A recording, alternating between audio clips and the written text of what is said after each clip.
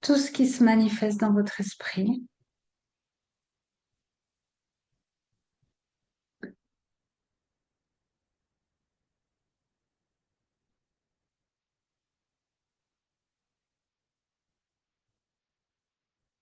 peut-être des pensées,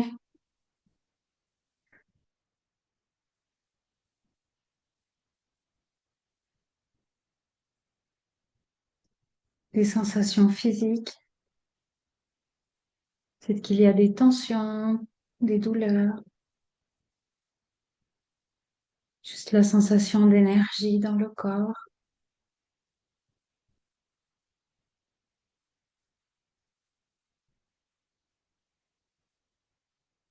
des teintes émotionnelles, une teinte émotionnelle particulière.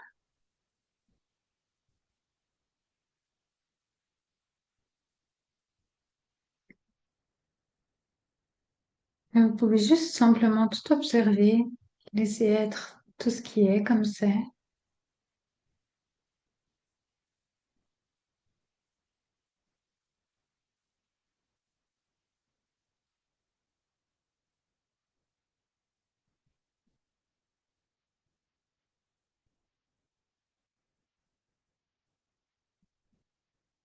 Et ensuite, vous pouvez retourner l'attention sur elle-même.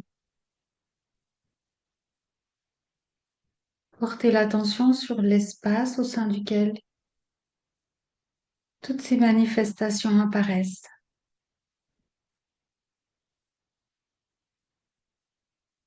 sur ce qui est toujours déjà là, présent,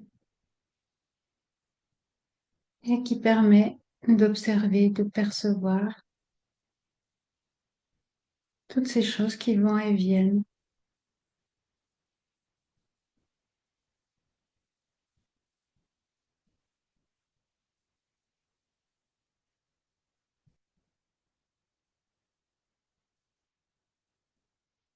Et on peut prendre un moment pour se déposer dans cet espace tranquille, vaste, paisible,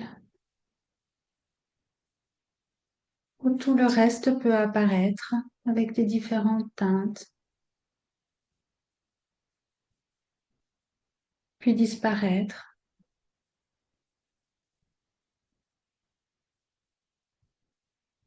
et juste comme s'installer dans cet espace qui accueille tout ce qui se présente.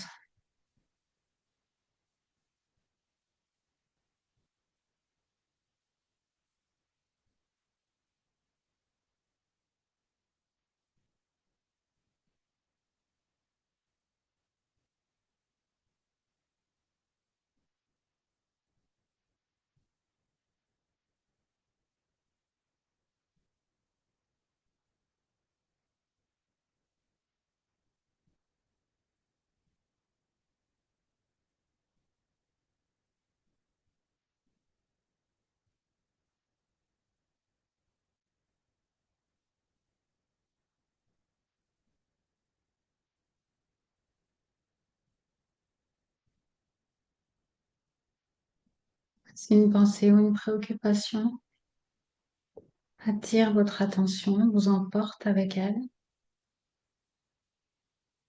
dès que vous vous en rendez compte, vous revenez à ce qui perçoit cette pensée.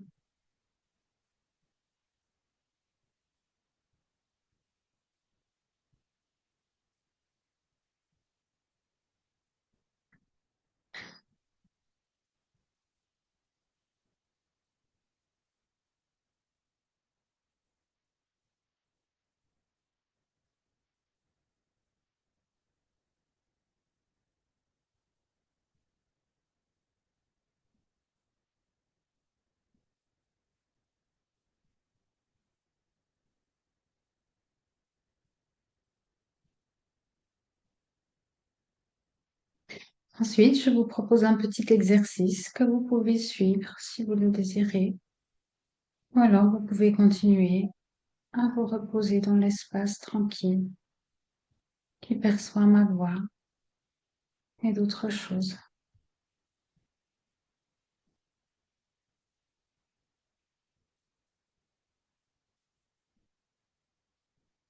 la présence, la conscience, la paix peuvent être pleinement ressentis, ou alors parfois de manière atténuée en arrière-plan.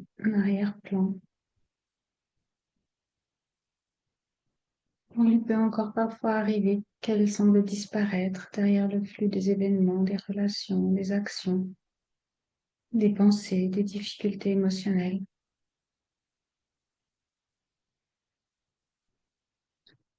Certains mots, certaines perceptions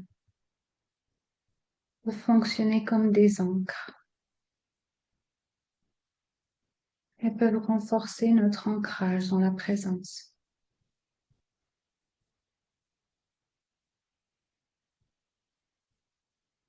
Je vous invite à explorer ensemble quelles sont ces passerelles intérieures qui peuvent vous ramener au calme, à la présence, lorsque vous en ressentez le besoin.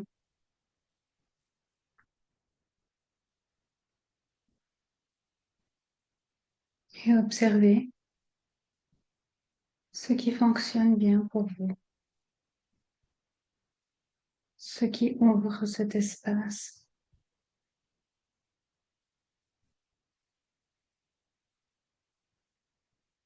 Et parfois, ce sont des mots. Je vais prononcer certains mots et vous pouvez ressentir s'ils intensifient ou non le calme, la paix, la présence pour vous.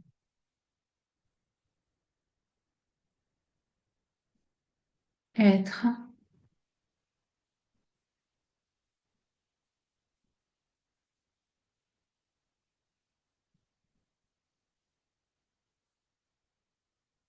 la conscience absolue,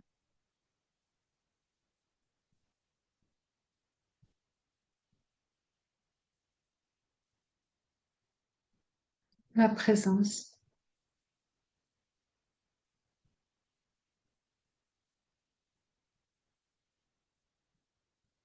Dieu,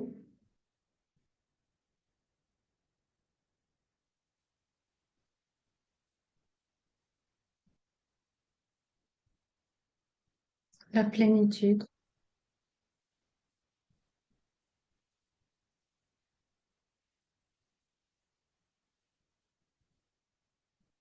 la totalité,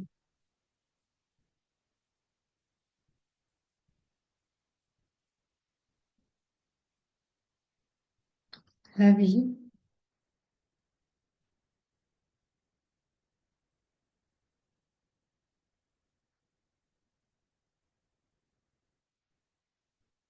le calme,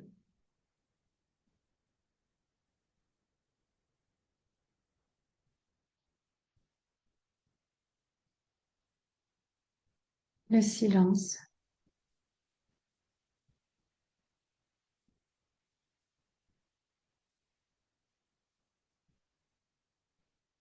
la vacuité.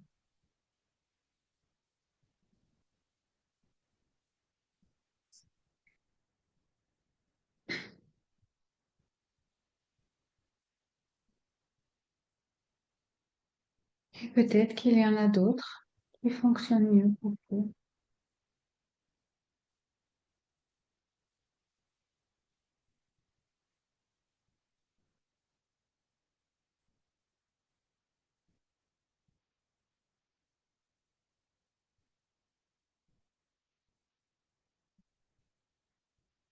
Parfois, ce sont des êtres qui permettent à la présence que nous sommes de se reconnaître avec plus d'intensité.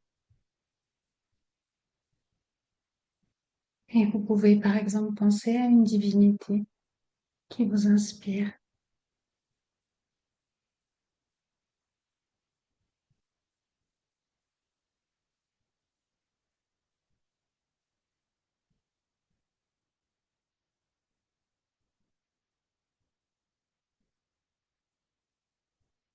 Pensez maintenant à un maître ou à un guide spirituel soit encore présent sur Terre ou alors dans d'autres dimensions.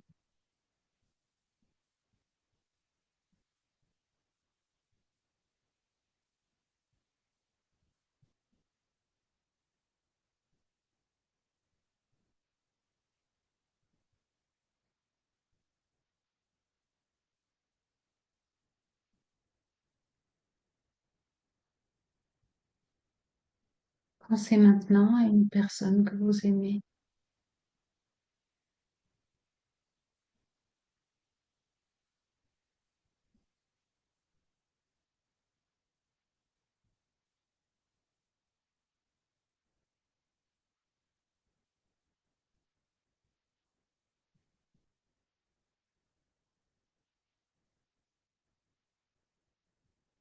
à un animal qui vous est cher, s'il y en a un, qu'il soit encore sur Terre, qu'il soit de l'autre côté.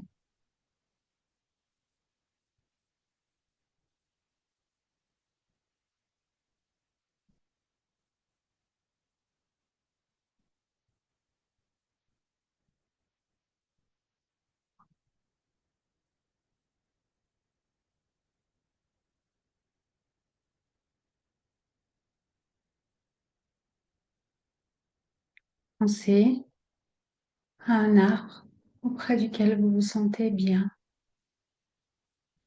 si vous en connaissez un.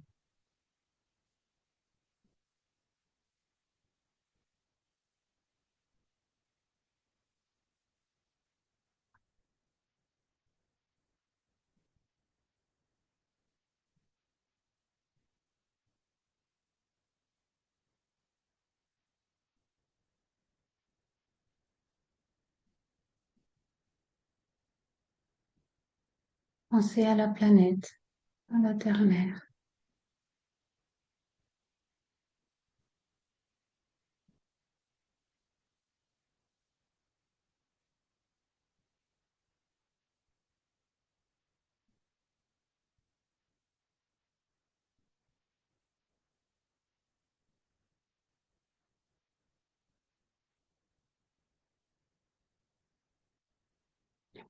Ou encore à un autre être qui vous inspire.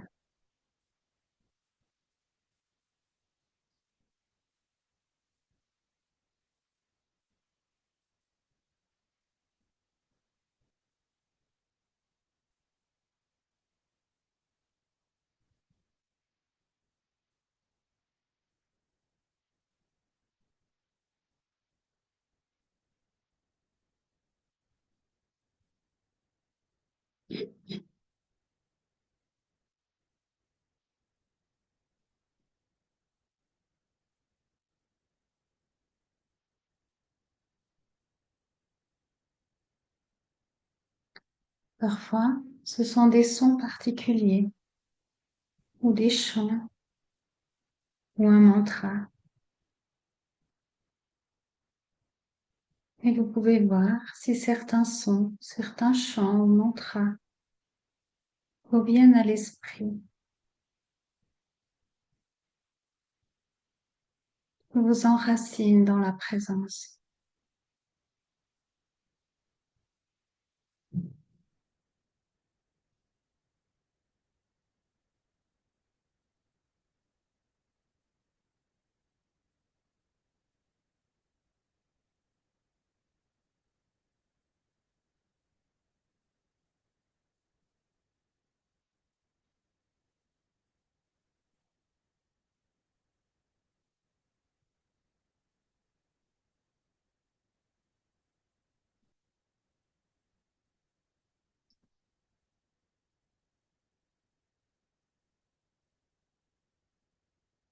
Il se peut aussi que ce soit des images, des couleurs qui intensifient ce goût de présence, comme le souvenir d'un lieu merveilleux dans la nature.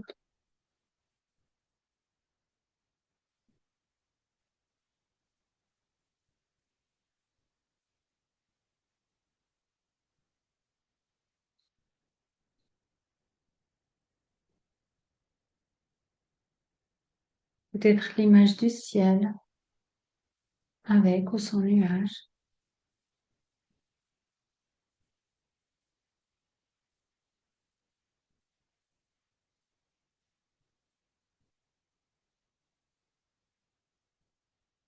peut-être l'image de l'espace, des étoiles,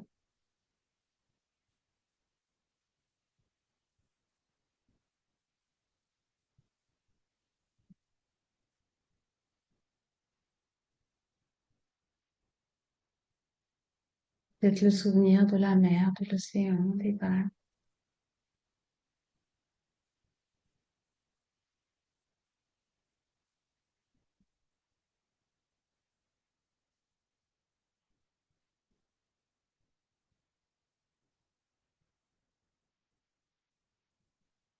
D'autres images aux couleurs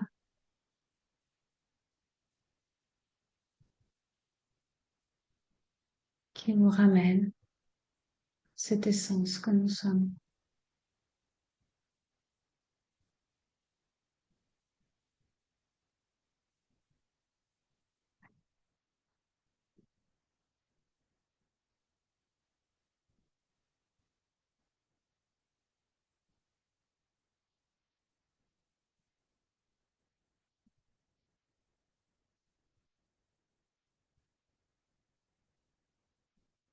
Certaines odeurs ont aussi cette capacité d'intensifier le goût de la présence, comme peut-être l'odeur d'encens ou de rose, de jasmin ou d'autres odeurs qui ont cet effet-là sur vous.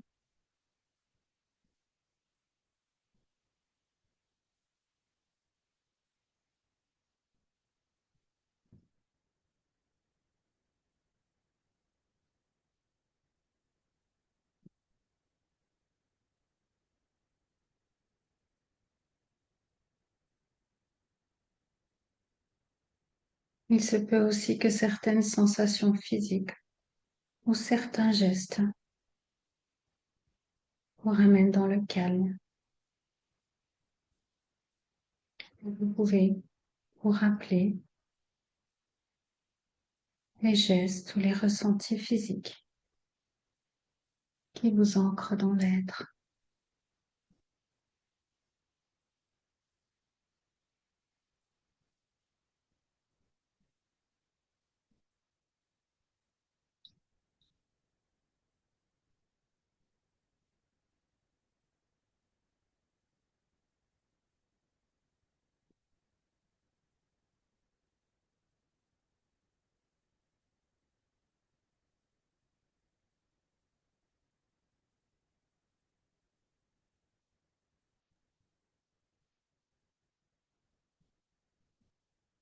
Et il suffit parfois de se rappeler d'un moment particulier où a été vécue une ouverture spirituelle, une expérience d'éveil, de désidentification particulièrement intense, ou un état de samadhi, d'union avec l'absolu que vous avez pu vivre.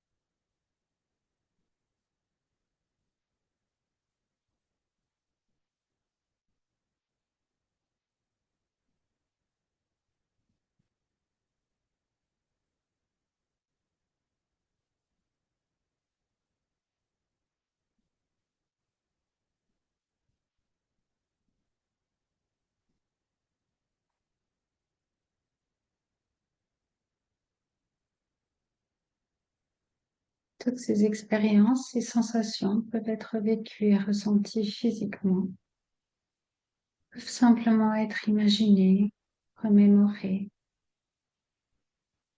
en produisant les mêmes effets à n'importe quel moment, n'importe quel endroit, ici et maintenant.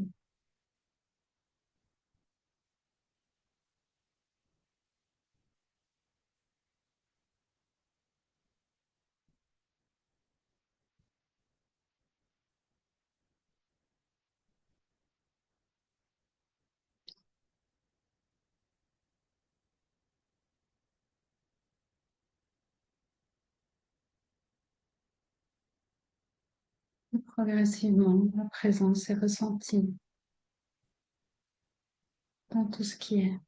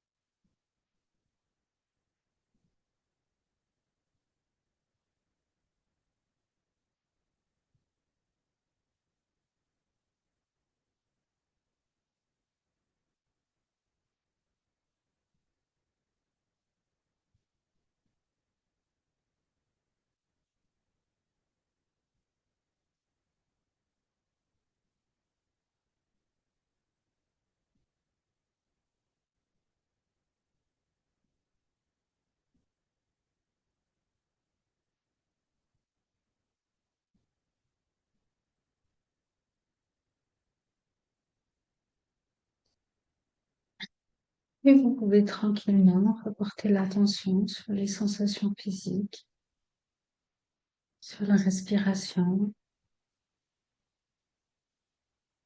sur la lumière à travers les paupières.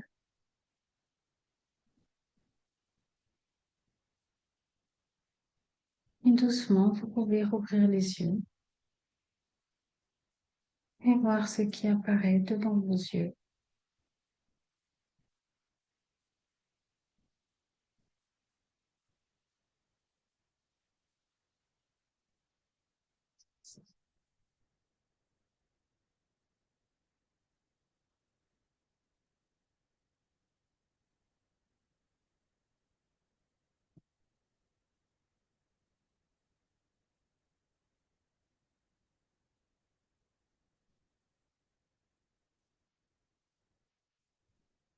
Je ne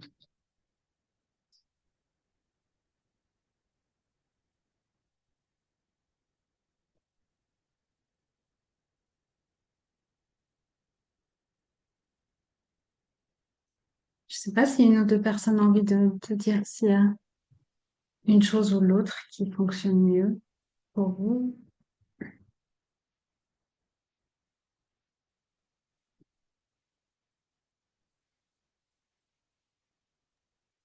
Pour moi, c'est le silence. C'est tout de suite. Mhm. Bon, la prochaine fois, alors méditation en silence. C'est bien aussi, hein. Moi, c'est aussi mon préféré, mais bon. Des fois, c'est sympa d'explorer un petit peu. Moi, les êtres spirituels, les êtres qu'on aime, ça m'a tout de suite ouvert le cœur et j'ai senti un grand calme aussi m'envahir, l'énergie circuler. C'était très bon. Hmm. Merci.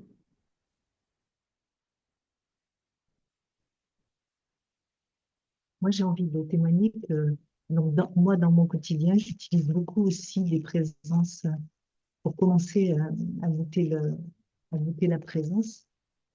Mais ta voix et ces temps de méditation sont quand même juste impressionnants pour moi.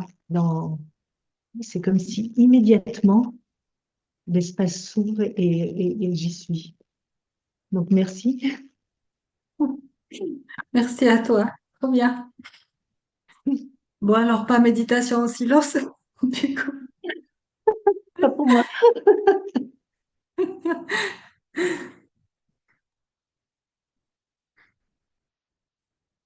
Franceline, on t'entend, tu disais quelque chose parce que il faut mettre le micro si tu voulais dire quelque chose. Franceline.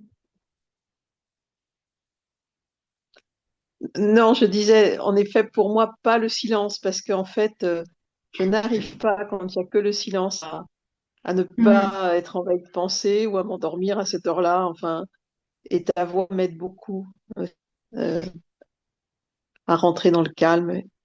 L'amour, moi, ce qui, ce qui me parle beaucoup, c'est cet espace qui est rempli d'amour. Hmm.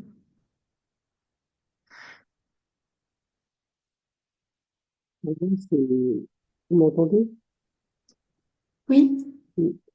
Pour moi, c'est la lumière. j'ai pas dit. Oui. J'ai oublié, je vais la rajouter. Elle était là, de toute façon.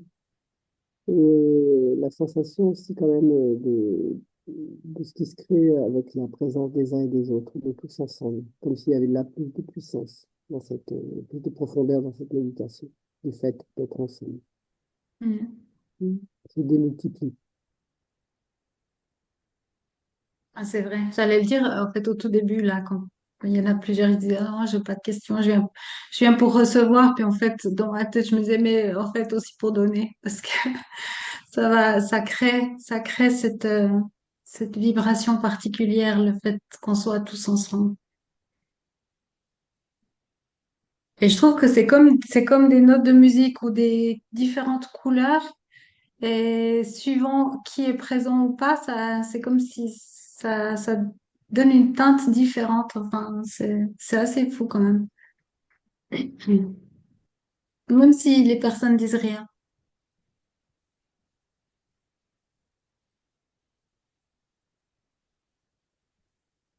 Oui. Oui.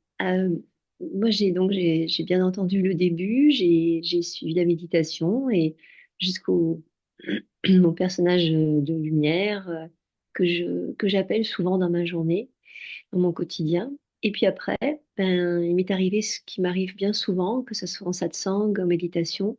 J'ai l'impression que je m'endors, mais c'est pas vraiment, c'est pas comme quand je dors, mais je ne sais pas, je ne suis plus consciente. Et quand tu indiques après que l'on peut ouvrir les yeux, que c'est fini, ben je suis là, quoi. C'est bon, j'ai entendu. Donc je ne sais pas ce qui se passe. Et ça faisait partie d'une des questions que je voulais poser. Parce que je comprends pas, je ne sais pas ce qui se passe. Voilà. C'est juste, c'est une dissolution en fait. Tu te dissous dans. La présence devient tellement intense qu'il n'y a rien d'autre, il n'y a plus rien d'autre. Et je n'en suis pas consciente. Enfin, j'ai l'impression, c'est pour ça que je me dis que c'est comme si je dormais parce que je ne suis pas consciente. J'ai pas entendu, par exemple, la fin de la méditation. Enfin, je l'ai entendu, mais il y avait pas de sens. Je décodais pas, il n'y avait pas de. Parce qu'en fait, à un certain, c'est comme si. Attends.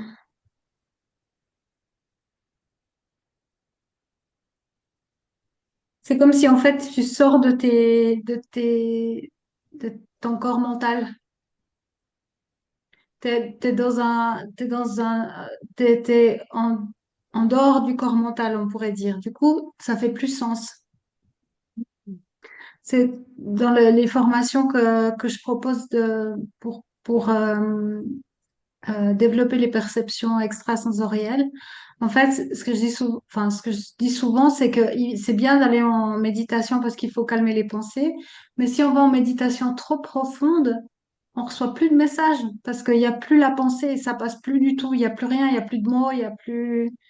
C'est parce que tu es en dehors du corps mental, tu peux plus. Il n'y a plus rien qui passe en fait. Bon, d'accord. Mais c'est agréable. Ah oui, oui, oui, Oui. oui, oui. Mais comment on peut sortir d'un corps puisque tout est intriqué, tous les corps émotionnels, astral, éthérique, qu'est-ce que ça veut dire concrètement sortir du corps mental?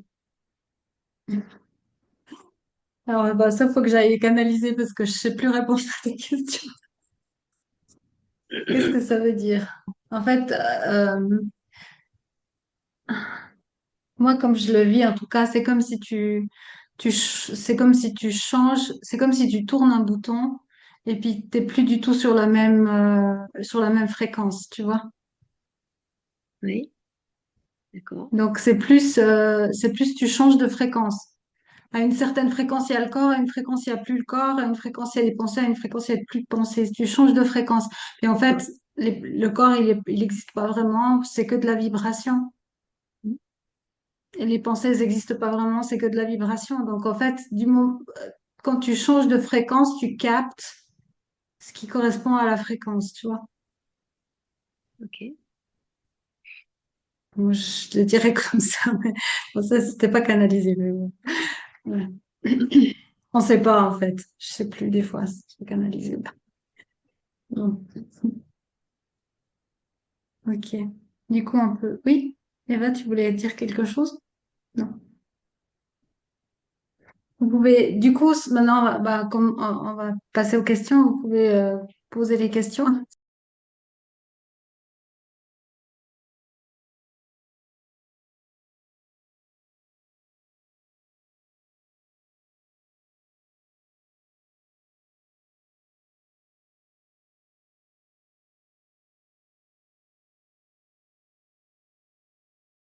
Chaque, chaque rencontre que tu fais, chaque rencontre que vous faites,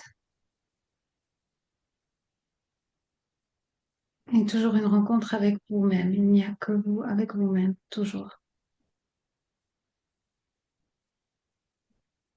Chaque personne, autre personne, joue le rôle que vous lui attribuez.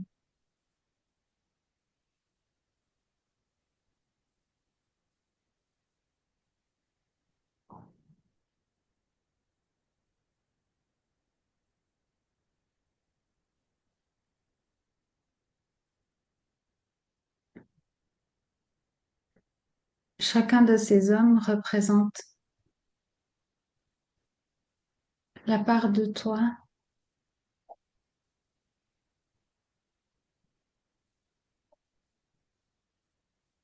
qui ne t'aime pas.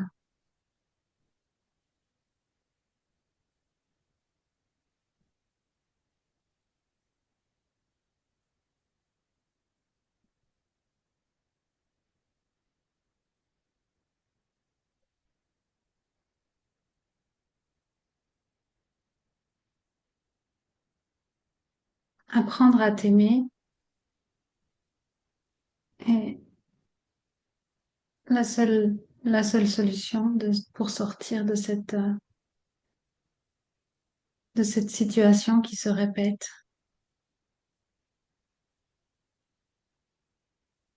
Et bien sûr, nous te l'avons déjà dit, mais c'est plus difficile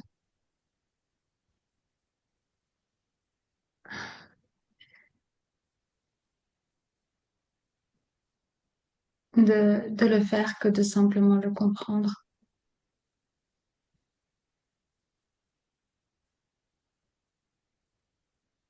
Alors, comment s'aimer soi-même?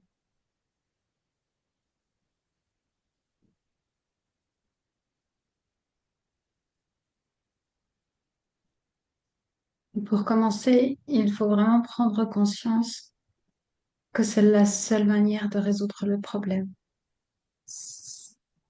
L'ego, le mental, la personnalité va toujours trouver des fuites, des manières d'exporter ça, d'exporter tes amours à l'extérieur pour pouvoir continuer sans cesse le même scénario. Cette part de vous qui a cette tendance à fuir à l'extérieur, euh, veut comme perpétuer une part de vous, un mode de fonctionnement.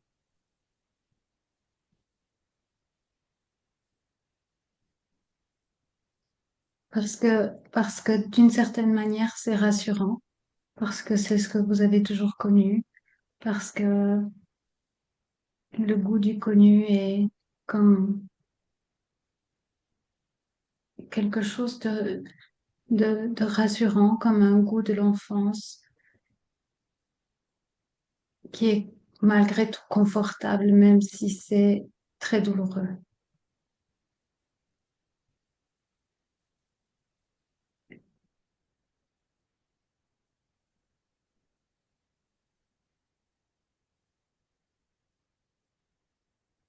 De prendre conscience que la seule relation d'amour est de toi envers toi-même.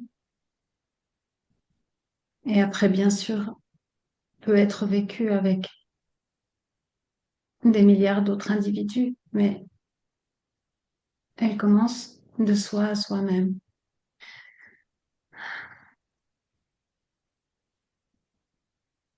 Et sois vigilante dans les prochains jours, semaines, si tu souhaites appliquer cela à toutes les tendances et les tentations de retourner à l'extérieur pour rejouer la scène, pour trouver l'amour à l'extérieur de quelqu'un d'autre, d'un homme qui va pouvoir te rassurer.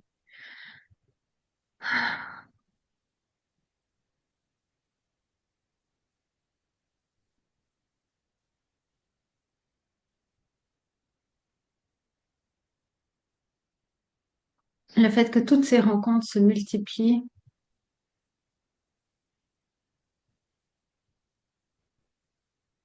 est là comme pour te montrer dans ces 15 hommes, 15 reflets de la même problématique, de la même difficulté, du même manque d'amour, de toi à toi-même.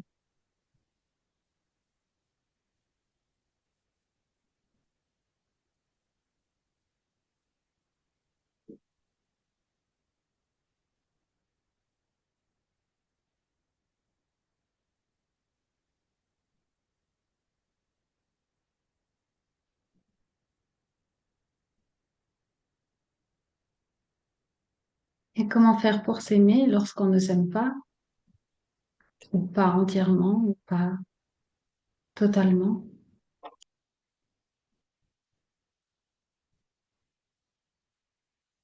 La voie la plus directe est la voie de la connaissance de soi.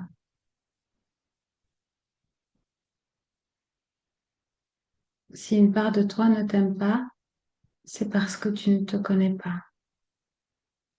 Si tu te connaissais, si tu savais qui tu es, tu ne pourrais que t'aimer. Nous savons qui vous êtes et nous vous aimons.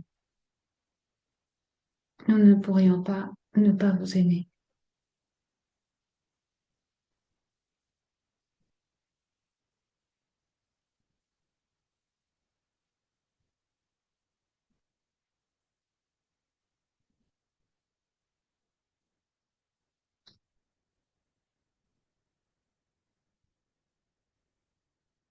Tu dis faire tous ces efforts sur le chemin spirituel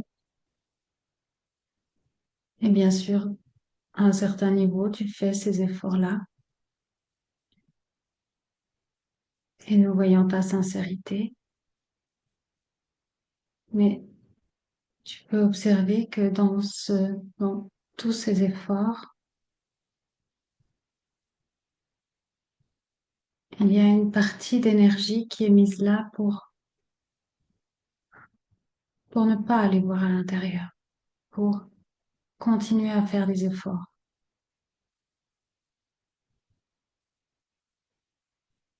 pour continuer à être maintenu dans cette recherche.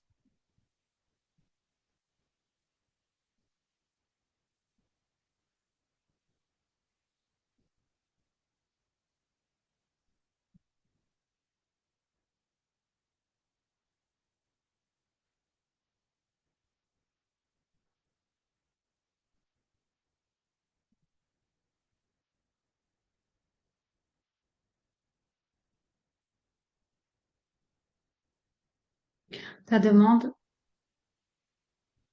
de reconnaître pleinement l'amour que tu es a bien sûr été entendu et a déjà été exaucé.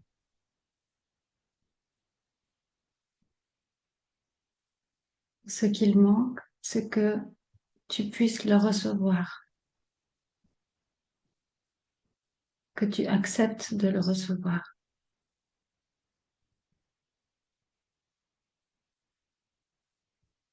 Et si tu regardes profondément, il y a encore une part de toi qui n'a pas envie d'accepter cela.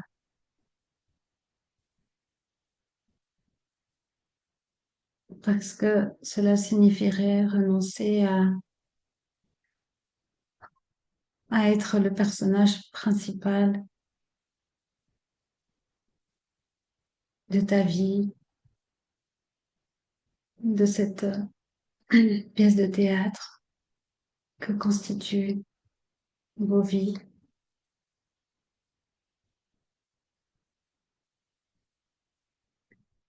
Et il est bien sûr tellement, totalement et parfaitement humain d'avoir ce désir de continuer à jouer ce rôle.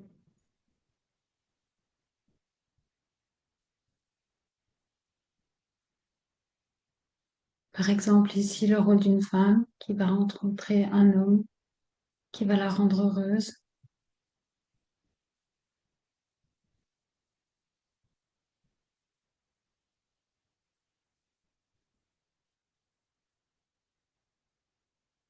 Si tu regardes profondément, il n'y a pas vraiment le désir d'abandonner ce rôle-là.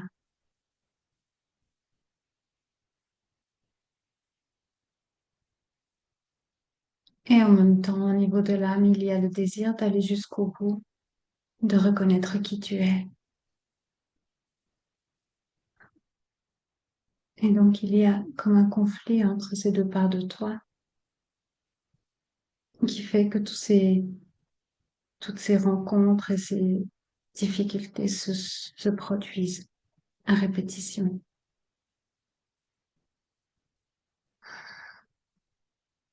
Si complètement tu voulais être immergé dans la vie, probablement le scénario désiré se produirait. Tu rencontrerais facilement quelqu'un qui pourrait t'aimer et t'apporter ce que tu attends. Mais plus profondément encore, il n'y a pas le désir de s'endormir dans ce genre de scénario.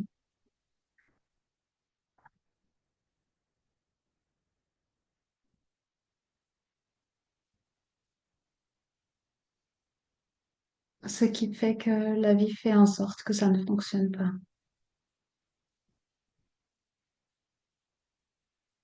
On ne peut pas voir deux mondes. Je ne peux pas voir deux mondes.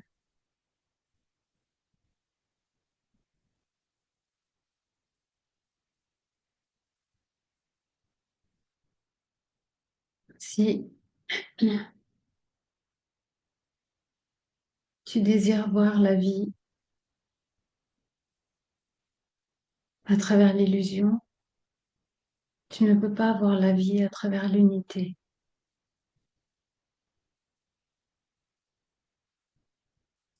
Et si tu ne peux pas choisir, il se produit cet entre-deux où tu as la sensation d'errer indéfiniment.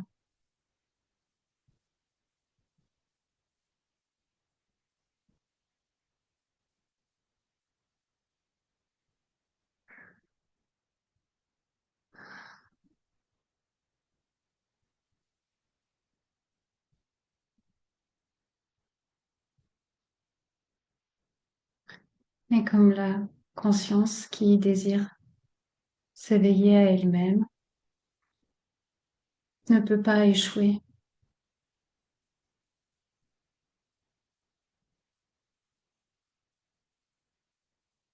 La vie va faire en sorte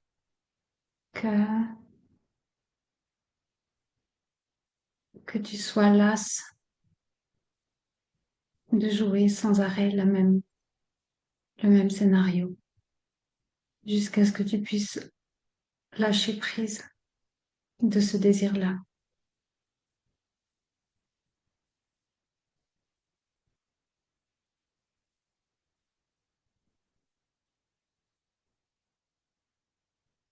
De voir ce qui se joue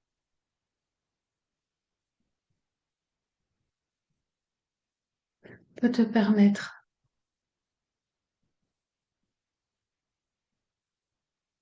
d'entrer dans une plus grande acceptation,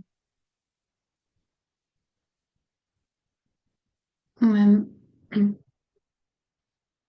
d'accélérer les choses par un abandon sincère.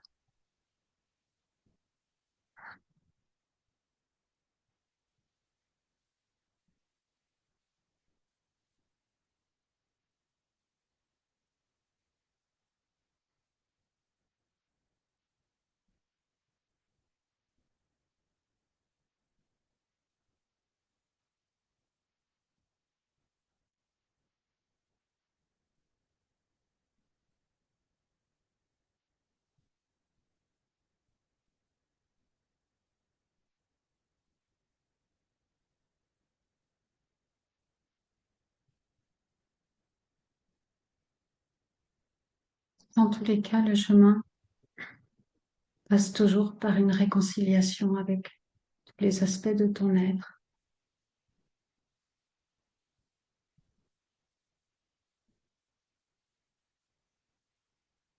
Et l'invitation est de t'apporter à toi-même toute la douceur, tout l'amour, toute la compréhension dont tu es capable et de demander à ton âme, au maître intérieur, à une divinité, à l'être, de t'apporter tout l'amour pour toi-même dont tu ne te sens pas encore capable.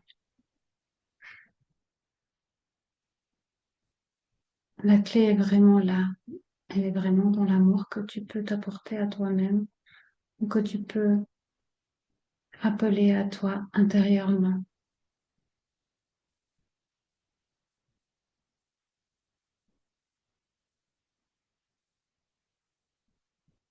En faisant grandir cet amour intérieur, tu n'attireras plus des hommes qui ne t'aiment pas.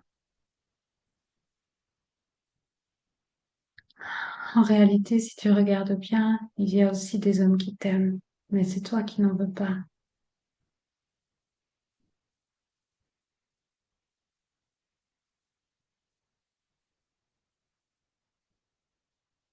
parce que tu cherches un certain reflet de toi-même dans ces relations.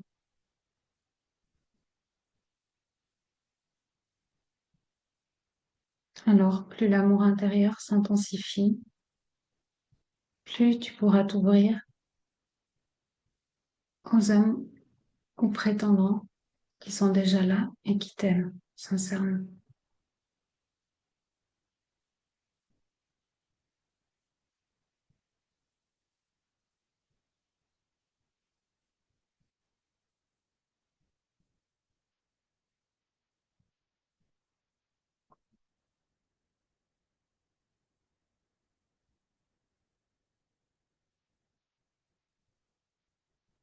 Nous t'entourons de tout notre amour.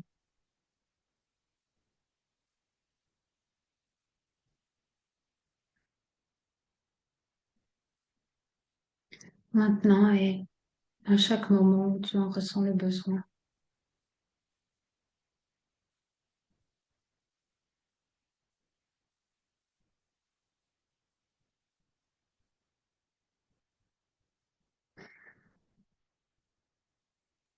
Merci beaucoup.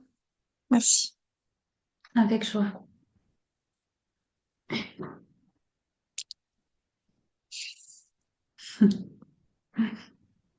Pascal?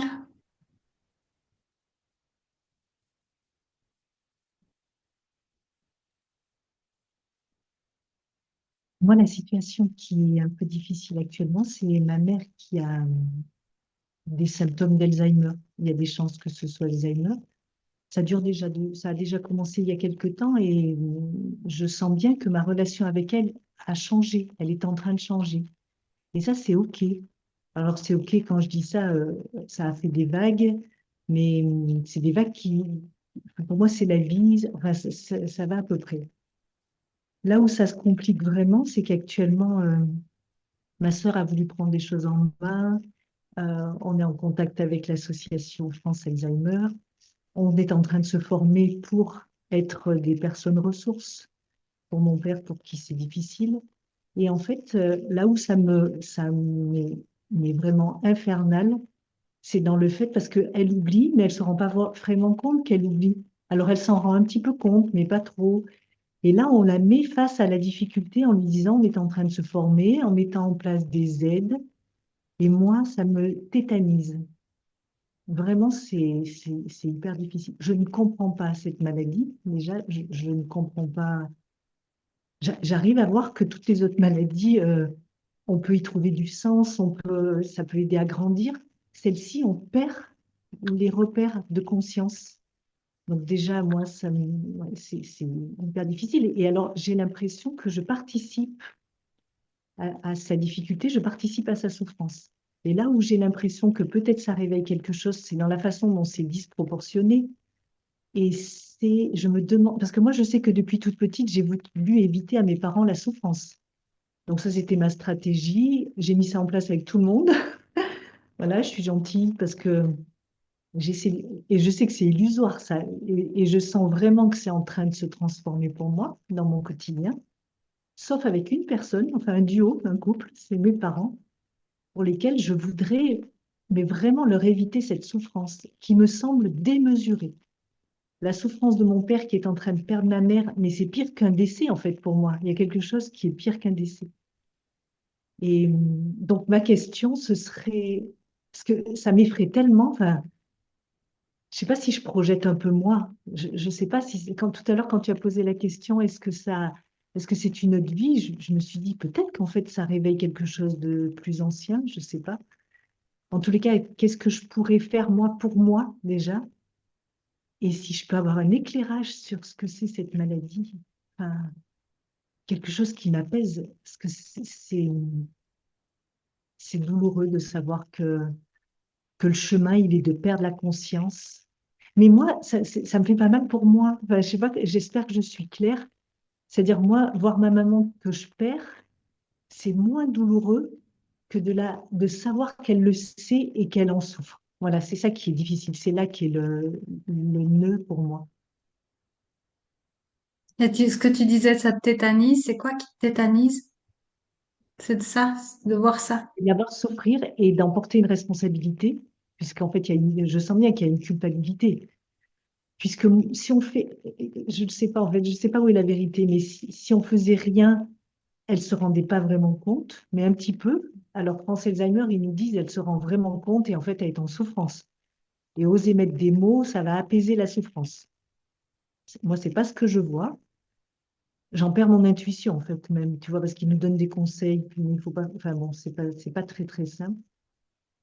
Euh, Par exemple, on est en train de projeter euh, faire des procurations, tu sais, il faut faire des tas de choses sur leur compte. La société, elle demande ça, quoi. Oh, alors moi, mais ça me tétanise. J'ai l'impression que je viens faire, j'interviens dans leur vie. Mais de quel droit j'interviens dans leur vie?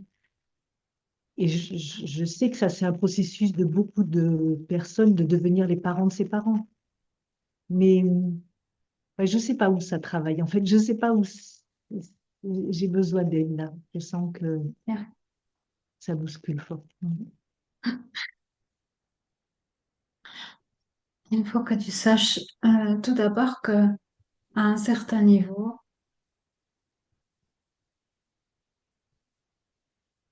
ta mère sait parfaitement ce qu'elle vit et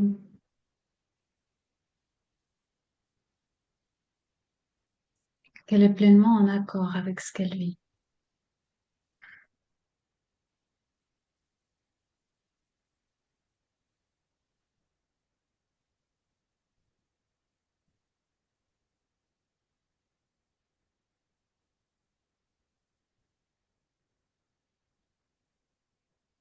à un autre niveau.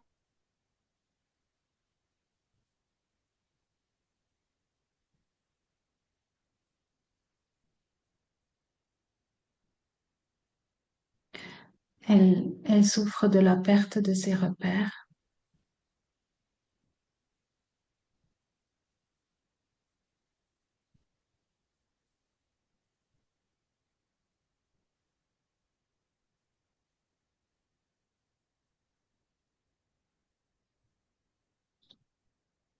Mais cette souffrance n'a pas aucun sens.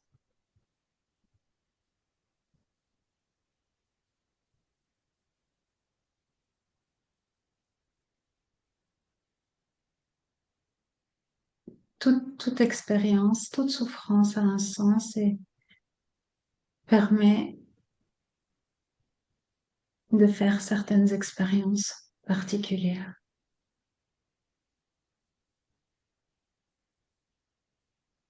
Et à un certain niveau, ça paraît absurde de vouloir faire ce genre d'expérience. À un certain niveau, c'est tout à fait juste, approprié.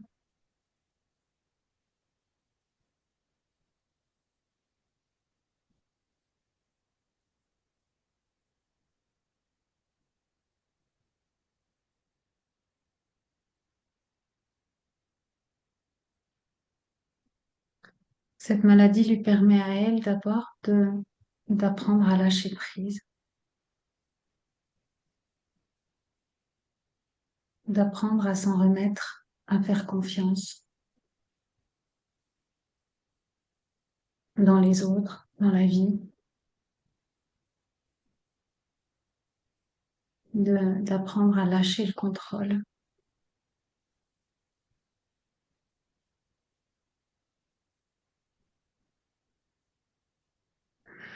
Et même si au début, lorsqu'elle commence à prendre conscience de ce qui se passe, c'est très douloureux, peu à peu, à mesure qu'elle l'acceptera, c'est comme si cette manière de vivre présentait une certaine légèreté qu'elle n'a jamais vraiment pu connaître.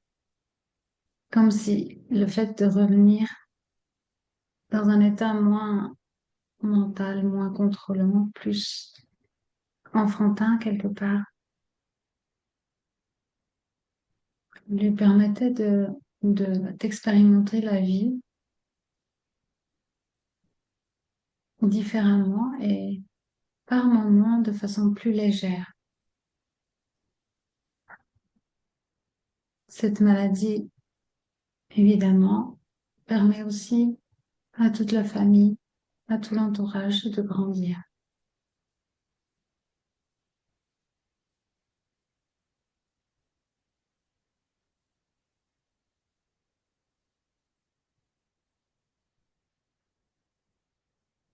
Parfois, le- toutes les maladies de ce genre permettent un départ de la vie plus,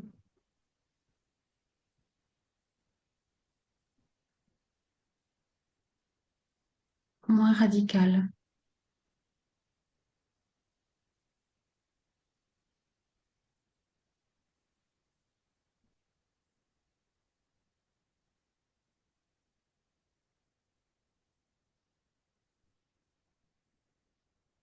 Même si c'est une grande souffrance aussi pour ton père de s'occuper d'elle et de la perdre alors qu'elle est encore là.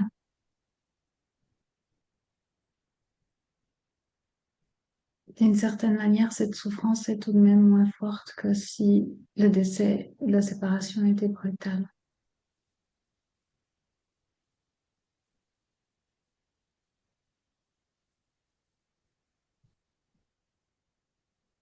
Il peut aussi lui permettre à lui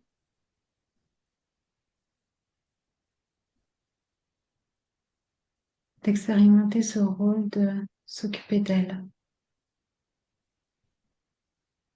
de prendre en charge, de la prendre en charge, comme de se décentrer de lui-même,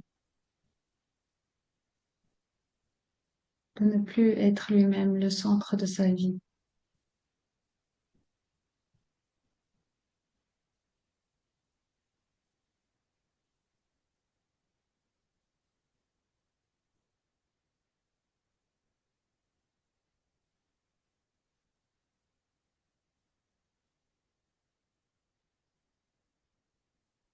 par rapport à toi,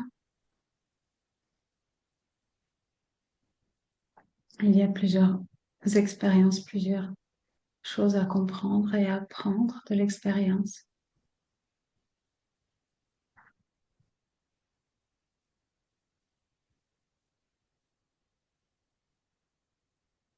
La première est d'accepter la souffrance de tes proches.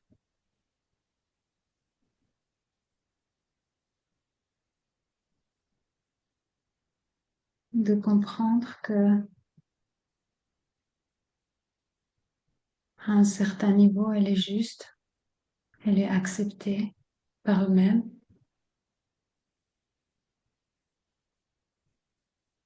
Et de même que toi, tu peux accepter et vivre et te laisser traverser par ta propre souffrance, pourquoi eux ne le pourraient-ils pas?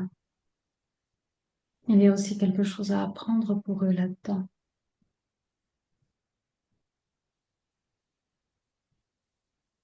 La souffrance fait partie de cette expérience humaine.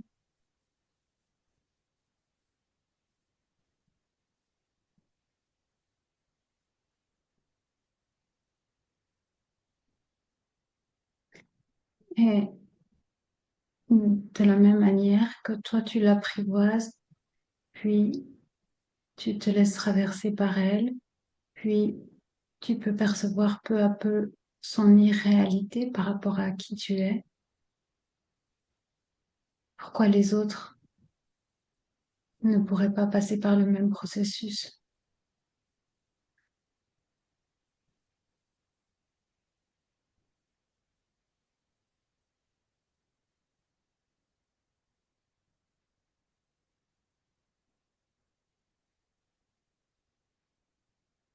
Ce qui est difficile, c'est le sentiment de culpabilité qui se rajoute par rapport au fait de la simple souffrance que tu peux éprouver, par exemple, par rapport à toi-même.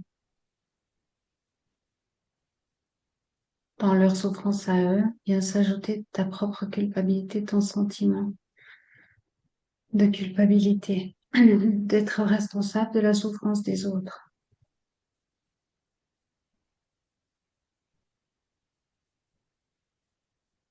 Cette culpabilité, tu la portes depuis toute petite.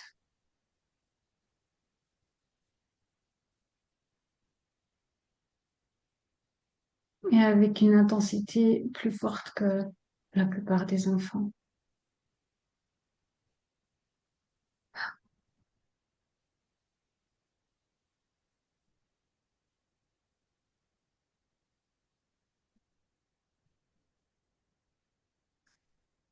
Et cette culpabilité peut provenir d'autres expériences, d'autres vies parallèles ou passées, mais il n'y a pas besoin de remonter à d'autres vies pour pouvoir t'en libérer, la traverser et en voir aussi le côté illusoire.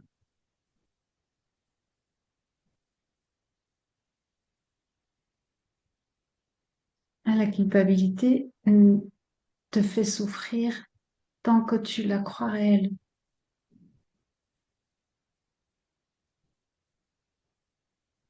Lorsque vraiment, profondément,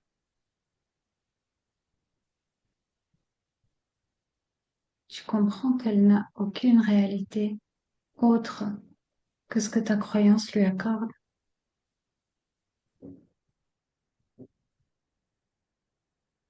elle ne peut plus te faire souffrir.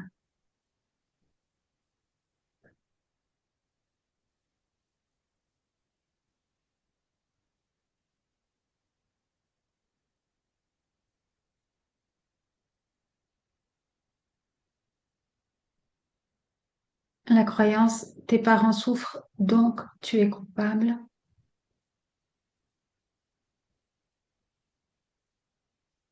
est le fond de la difficulté dans cette situation.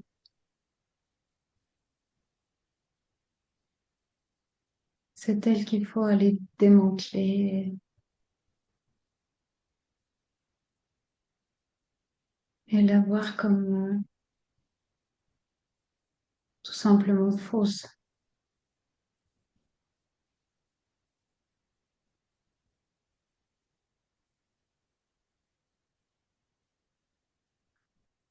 Reconnaître votre innocence fondamentale, votre innocence première,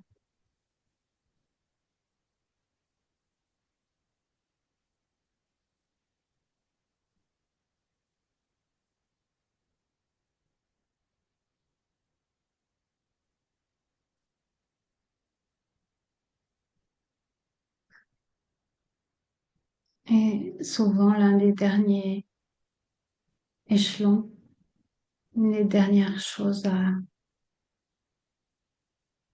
intégrer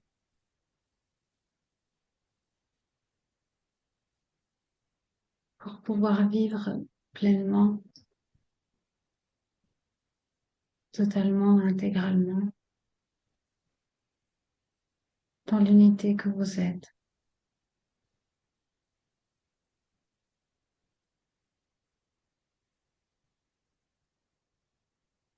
La croyance, même subtile, même presque imperceptible dans votre culpabilité,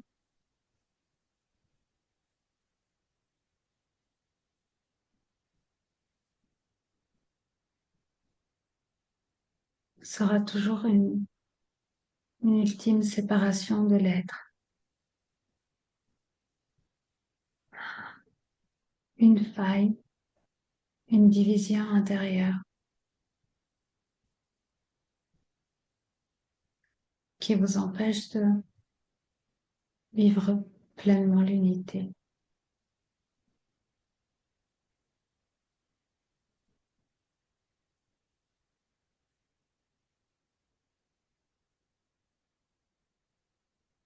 L'invitation est d'aller sonder cette culpabilité, non pas avec le mental, mais par exemple en méditation,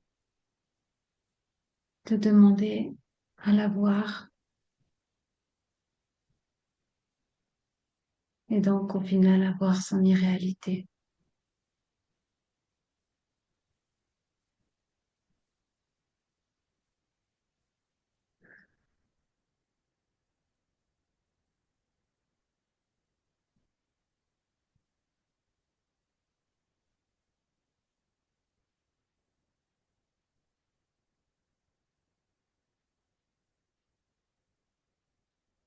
Il est important aussi d'aller voir ce qui fait qu'il y a encore cette accroche avec la culpabilité, ce qu'elle vous permet de conserver ou de vivre, ou de continuer à vivre, de maintenir,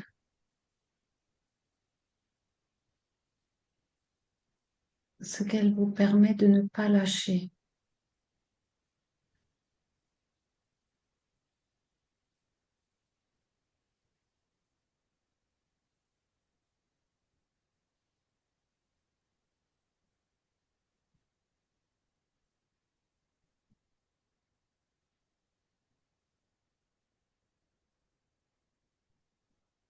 Votre innocence fondamentale, votre pureté fondamentale.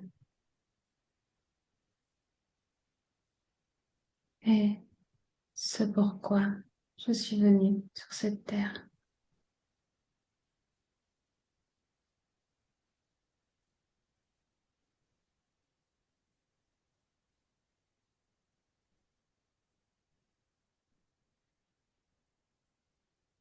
Et je vous accompagne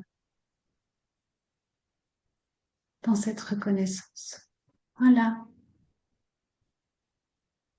Merci, Marisol, c'est tellement juste. Ce que tu as dit sur mes parents, c'est exactement ça. Et ça m'a vraiment soulagée. Merci. Merci. Avec joie.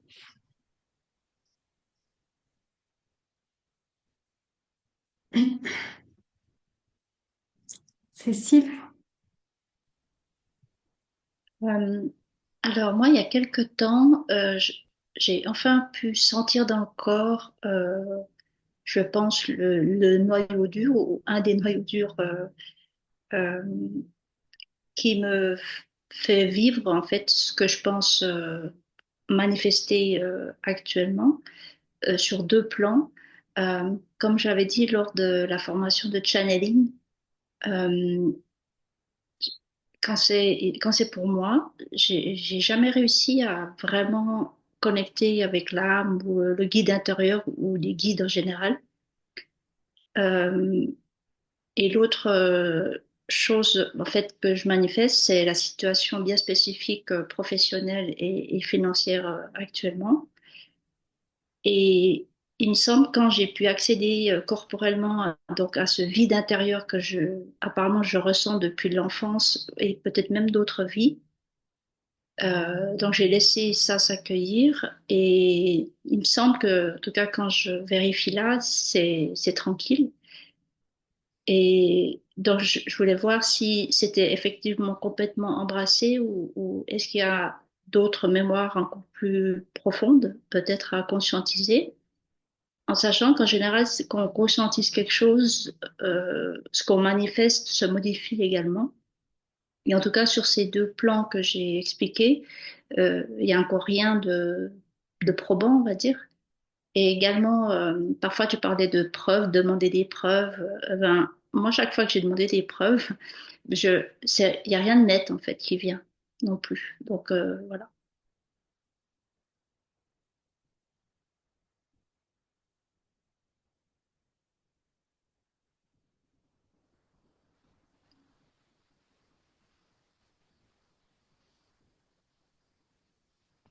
Du coup, la question c'est, Ben, est-ce que ce vide abyssal que j'ai pu enfin sentir dans le corps, ça a été totalement embrassé ou il y a encore à accueillir?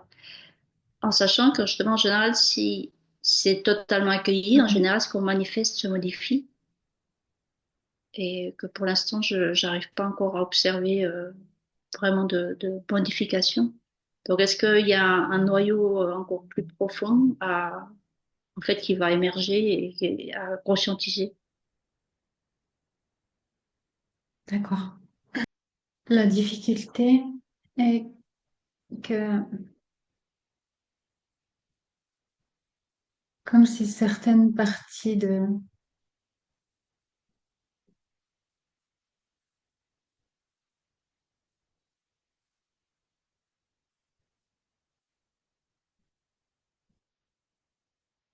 ta psyché avaient été figées, gelées,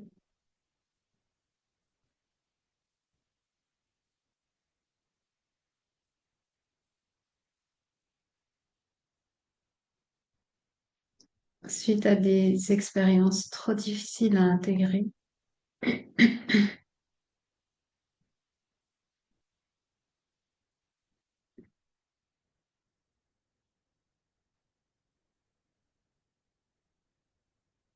Et un manque d'entourage, un manque d'amour à ce moment-là pour pouvoir comme continuer à vivre pleinement. Et donc, ce figement t'a permis de continuer à vivre comme un mécanisme de survie.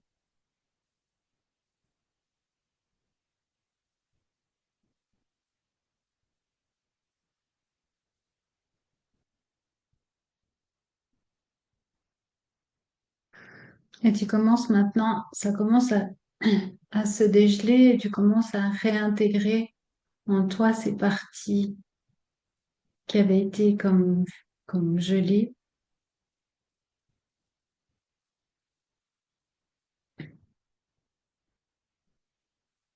Et donc l'énergie devient plus présente, la vie, le désir de créer, le désir d'expérimenter la vie devient de plus en plus présente.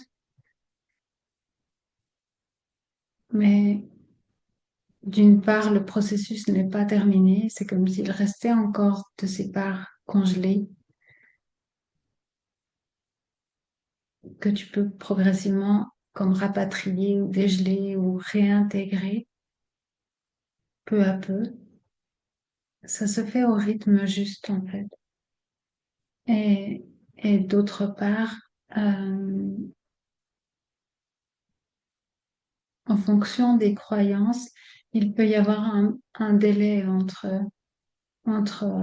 disons, une guérison intérieure, une réunification ou une libération de quelque chose intérieur et la manifestation physique dans les événements de votre vie. De même qu'il peut y avoir un délai entre une grosse problématique qui ne peut pas être résolue et qui peut à la longue créer des difficultés dans le corps ou dans les événements extérieurs. De même, lorsqu'il y a une libération ou une réunification intérieure, une réintégration de certaines parties de vous ou un amour plus global de toutes ces parts de vous, euh, il peut y avoir un certain délai entre cela et la manifestation dans les événements extérieurs en fonction de vos croyances. La- la- le processus de pensée créatrice est le reflet à l'extérieur de ce qui est vécu à l'intérieur. euh, Prend un certain temps pour que cette expérience-ci puisse être possible. Si tout changeait très très rapidement, ce serait difficile de vivre certaines expériences. Et, et donc, il y a ce phénomène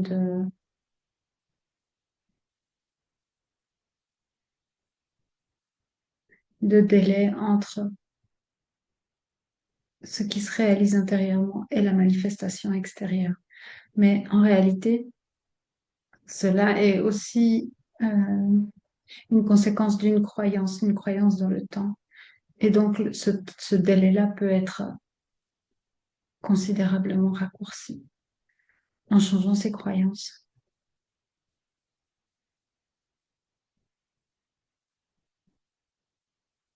Il y a une part de toi qui n'est pas complètement convaincue que cela peut changer. Une part de toi pense que cela doit continuer de la même manière. Et donc, en modifiant cette croyance, en la voyant comme une croyance et non pas comme quelque chose de réel, que tu as pu observer dans le passé, le processus peut s'accélérer.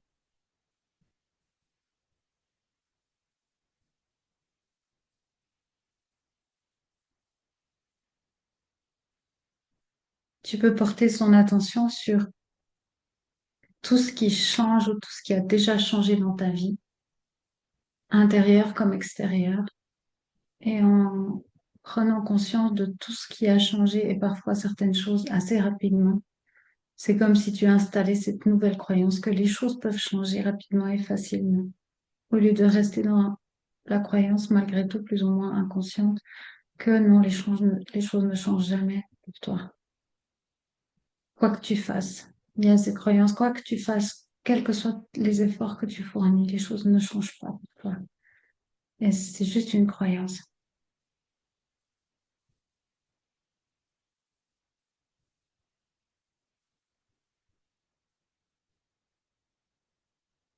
Et les choses ont déjà changé pour toi. Et au niveau, c'est comme si vous avez la vision de ce qui se passe au niveau matériel, mais si on regarde au niveau subtil, les choses ont vraiment déjà beaucoup changé pour toi. Il faut juste laisser le temps que tous ces changements puissent arriver dans la densité, dans la matière dense.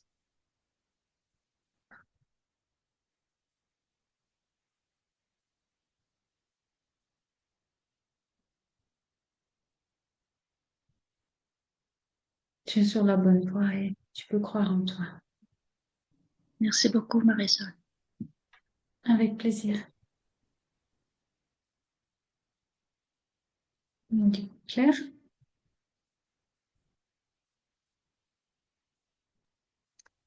Oui. Tu m'entends bien? Oui. Ouais. Alors en fait, moi, c'est vraiment la question de comment remédier à cette fatigue chronique et à ce stress en fait que je sens à l'intérieur de moi. Donc j'ai entrepris pas mal de choses au niveau du changement d'alimentation, des exercices de régulation du système nerveux. Et en fait, ben là par exemple, j'ai une production à Radio France et c'est un stress énorme. Je me suis mis un stress. Tu as quoi? Euh, J'ai pas compris. Tu as quoi? je chante en fait avec Ah le chœur oui. de Radio France. On m'a appelé vendredi pour une production qui a commencé aujourd'hui et je vis des états de stress mais hyper intenses et du coup c'est la question euh, voilà, comment remédier à ces états de stress ou est-ce que c'est le chant peut-être que je dois lâcher aussi? Périodiquement je me pose cette question. Voilà. C'est peut-être trop de questions en même temps mais je sais pas si c'est Ok. possible. Bon, on va voir. On va voir. Ah, c'est pas beaucoup de questions, mais c'est en fait non, aucune là. Ou bien, je n'ai pas compris. Bah, en fait, je me pose la question de est-ce que je suis sur le bon chemin pour euh, sortir de cette fatigue chronique? Est-ce que ce que je fais, c'est juste? Et est-ce que c'est juste de continuer à chanter? Ah, c'est ça. Ok. Tant qu'il y a une accroche par rapport au fait de chanter, c'est que le moment n'est pas venu de laisser tomber. Euh, lorsque le chant t'aura permis d'expérimenter tout ce que tu as besoin d'expérimenter à travers cet art, cela va simplement tomber de soi-même, comme vraiment quelque chose de trop mûr qui s'arrache de l'arbre et qui tombe tout seul. Ce sera une évidence pour toi le moment où tu devras arrêter le chant.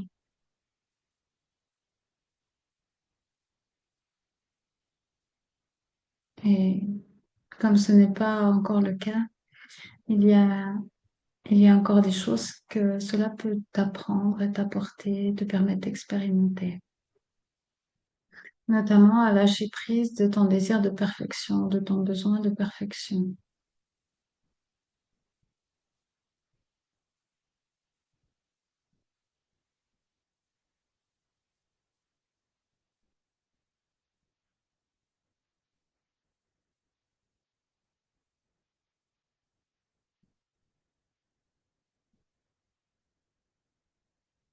Ce besoin de perfection correspond à un désir de pureté, de transparence, d'innocence. Et cela ne peut pas être trouvé dans aucune activité, dans aucun art, dans aucune forme, dans aucune manifestation. Cette transparence cristalline que tu cherches, que tu désires, cette innocence, cette pureté, tu ne peux la retrouver qu'en qu'en revivant à partir de ton essence.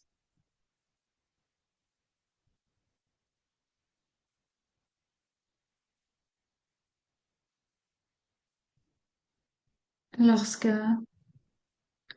tu retrouves pleinement cette transparence, cette pureté que tu es,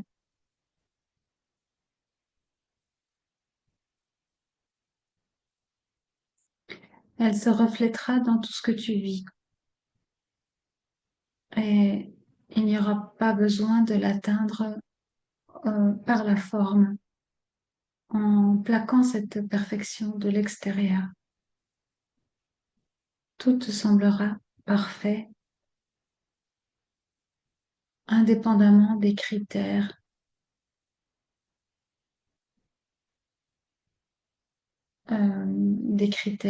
de jugement, de justesse, etc.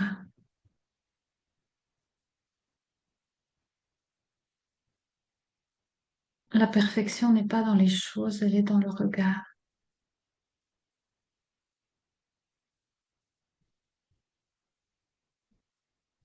La beauté n'est pas dans les choses, elle est dans le regard. Ce que, ce que les gens désirent entendre quand ils t'écoutent, c'est cette essence d'amour que tu es et qui passe dans ta voix, qui passe dans la vibration de ta voix.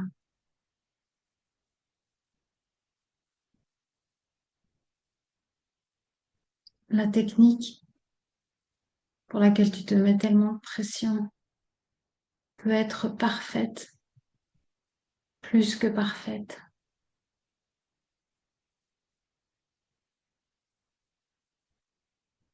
S'il manque cette vibration du cœur,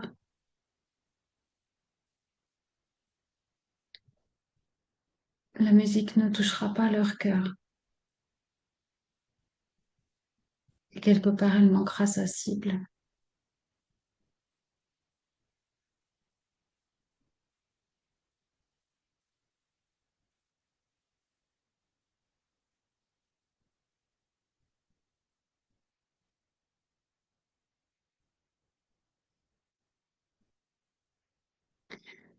Cette vibration du cœur qui se transmet dans ta voix,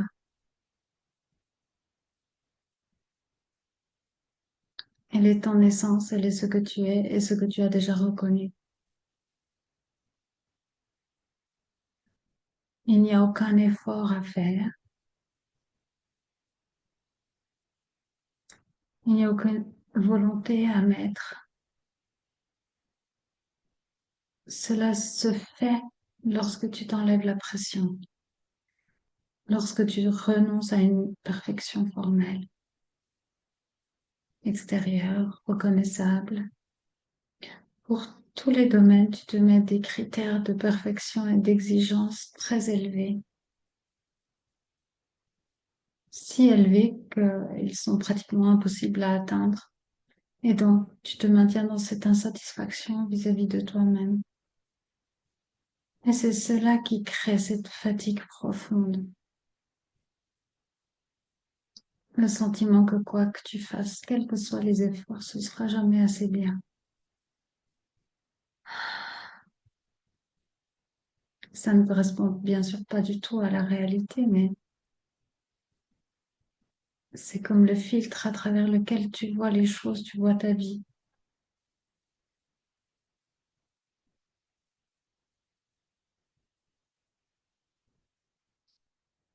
Et cette exigence de performance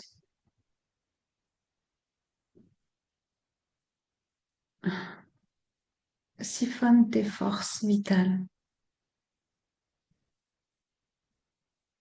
Ta force vitale, ton énergie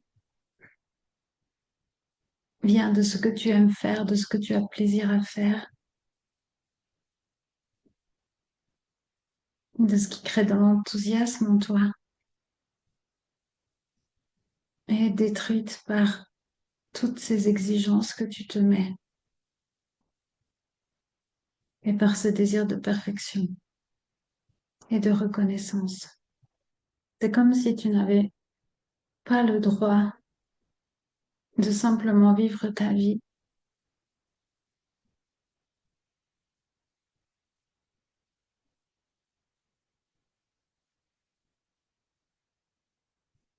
sans atteindre certaines choses particulières, sans réussir certaines choses.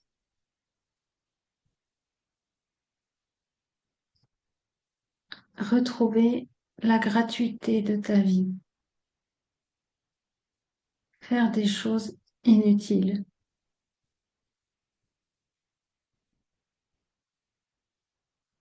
Faire des choses imparfaitement.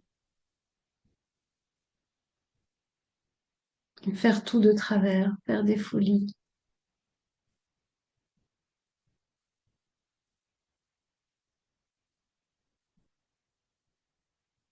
Faire des choses qui pourraient être mal perçues, mais que tu as envie de faire quand même.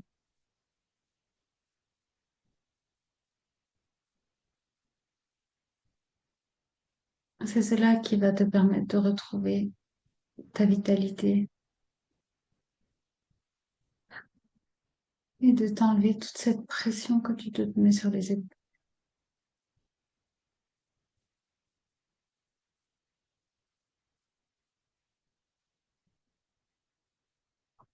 Et il faut au préalable t'en reconnaître le droit.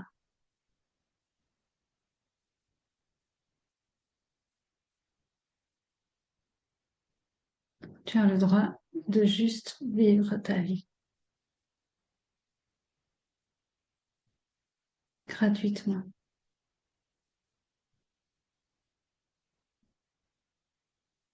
Il n'y a rien à prouver à qui que ce soit,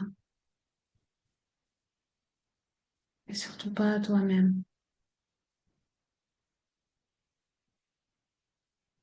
Et à partir de là, une profonde détente permet au corps de se régénérer, de retrouver des forces.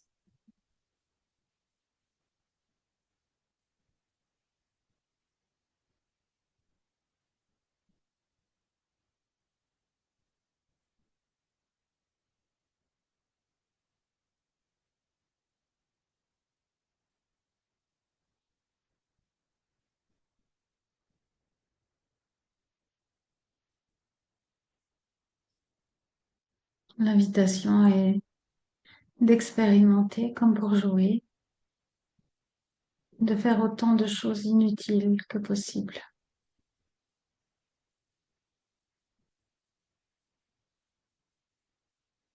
Et d'essayer d'y trouver du plaisir.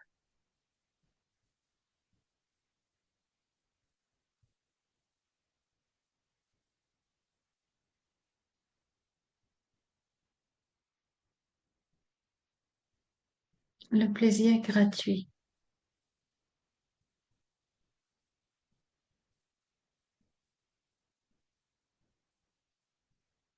C'est cela que tu peux offrir à ton corps et à ton esprit.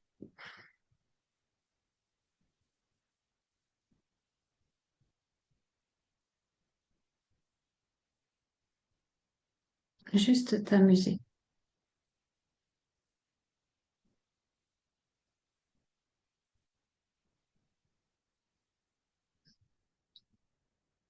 Tu as grandi très vite, trop vite. Et c'est comme s'il n'y avait pas eu assez cet espace de jeu.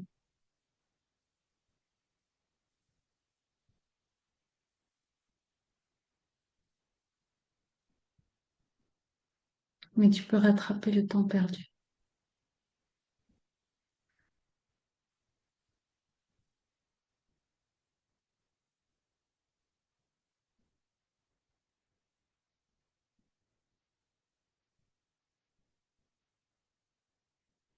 Redevenir comme des enfants. Retrouver cette joie primordiale est aussi une voie spirituelle.